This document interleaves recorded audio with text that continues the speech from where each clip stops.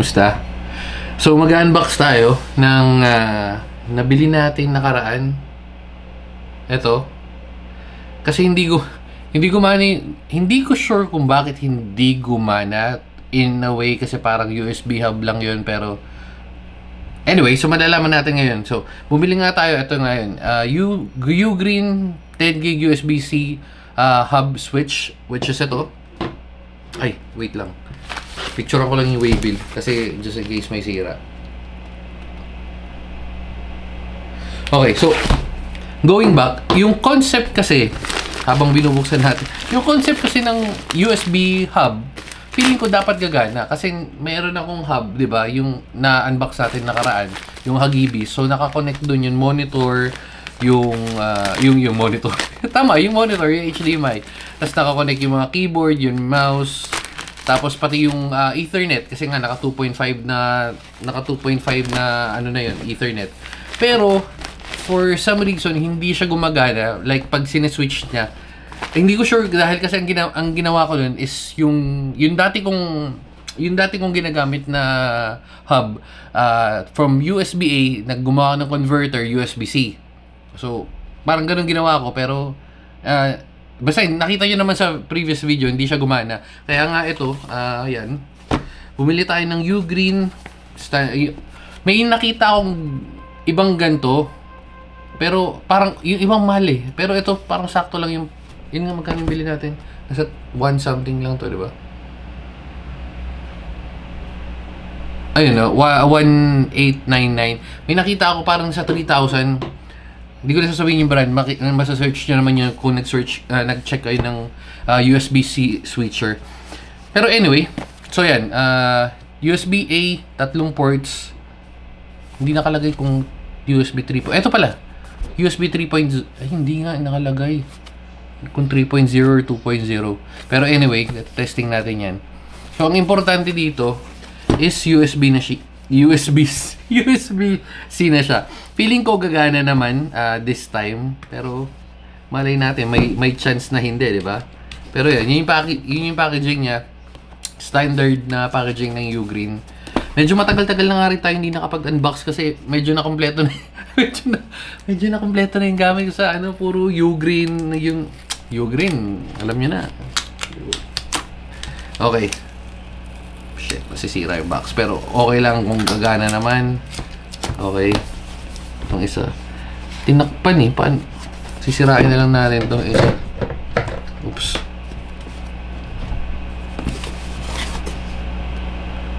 So yun nga. Ang magiging mangyayari is yung MacBook natin and yung, kita nyo ba yan?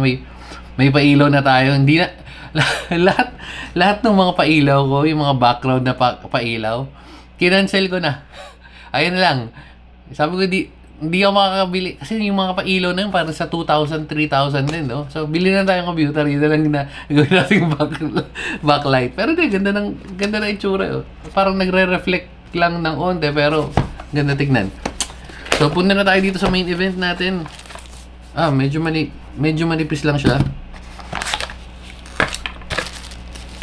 Okay. So, may kasama na rin siyang dongle. May kasama na rin siyang USB-C. So, mangyayari na lang is yung connection na lang talaga mismo. So, toggle.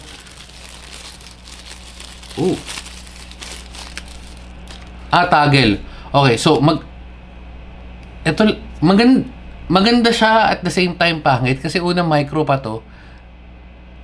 Hindi ko alam kung ba't gumawa pa sila ng ganito dahil ang dami na nilang na-release na USB-C na products. Pero anyway, so ayan, toggle yan. So pwede mong itago kung saan man balak mo itago kahit sa ilalim. Tapos kung tatagal ka lang naman dahil dalawa lang naman to, PC1, PC2. So ito yung toggle. Importante yan. Pero yun nga, medyo weird tong bakit may micro pa silang ginawa.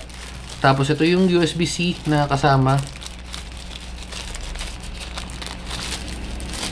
Ugreen din pala, yung sinasabi kong ginagamit ko ngayon, yung gagamitin ko pala dapat na hindi gumana. Pero kasi USB-A nga yun, so feeling ko gagana to. Okay, so may collection ng basura ngayon, kaya sakto magtatapon tayo ng mga kalat-kalat. Okay. Bakit? Bakit?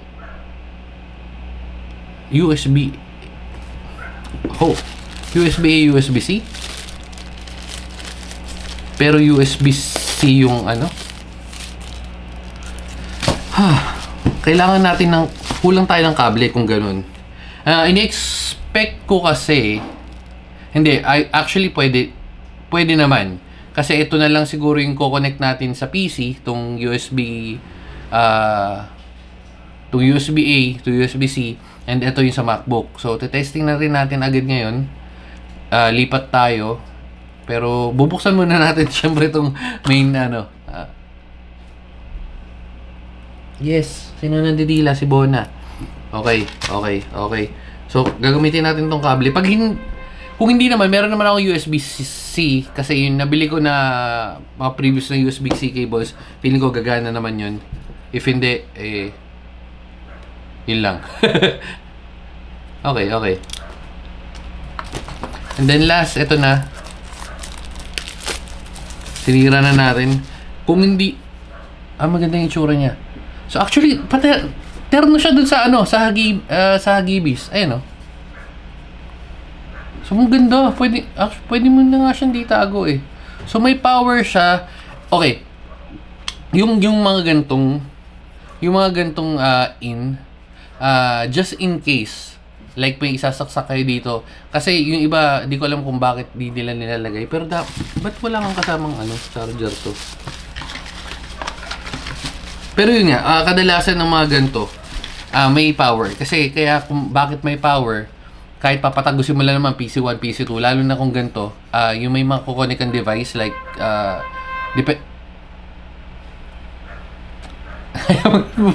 kaya wala siyang bumusina. Depende kung sila lalagay mo. Kung keyboard, mouse lang, okay lang. Pero kung magkoconnect ka ng hub, medyo mabibitin siya. Ngayon, ang ginawa ko naman sa ganun, yung nakalagay natin sa main computer natin, yung hub mismo, may power na. So, kaya kahit makakonect siya dito, gagana pa rin. Kasi may power na yung hub, tatagos lang naman siya dito, and then mag-switch ka lang naman from PC1, PC2. Okay, so yun lang, and co-connect na, yan. Ito, medyo hassle to na part. Hindi naman hassle, pero medyo bakit, 'di ba? Ayan. So naka-connect lang siyang ganyan. And then yun nga, pwede natin ilagay sa sulok to, tapos nakalabas lang tong dongle na to, or yung toggle switch. Pero pwede ka rin naman pumindot dito. Ayun, may nakalagay pala 5 Gbps. Ayan. Hindi ko sure kung masyado kita, pero yan. Yan na yun.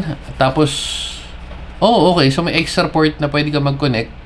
Ito na nga yung part na baka kapusin ka. Pag hindi, kasi may mga part na hindi gagana. Pag hindi gumana, malamang kapos ng power. So, saksakan mo na lang nito. Lalo na kung, pwede mo itong gawin pass-through. Alam ba, may MacBook ka, pwede mo patagusin dito. Pero kasi dito ko magsasaksak, diba? Or MacBook ka, patagusin mo dyan, tapos mag-charge ka, yan, pwede yan. Okay.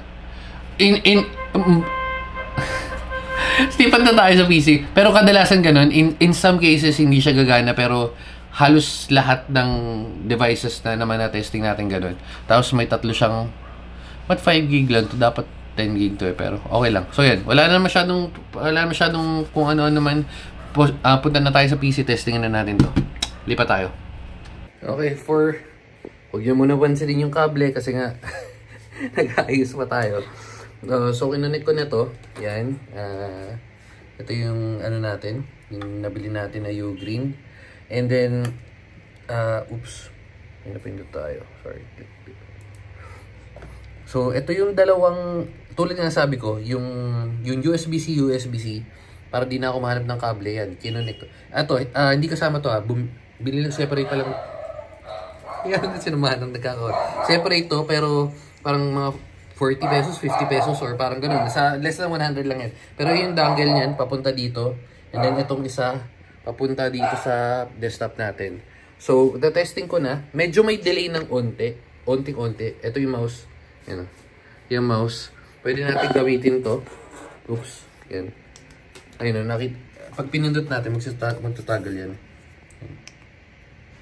So, pwede rin naman dito. Yan.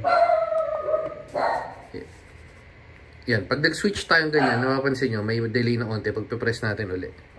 Ayan, wala na dito sa desktop natin, nandito na. So may slight delay. Again, switch lang tayo onte, press natin. Ayan. Pag switch mo, siguro mga 2-3 seconds delay. Pwede na kaysa magtanggal-tanggal ka ng kable. Yun. So medyo nabubuo na yung setup natin. All good sa tayo dun. Pero yun lang. So kung may tanong ka, may concern ka or kung ano man, comment mo na lang. Okay? Sige, bye-bye na.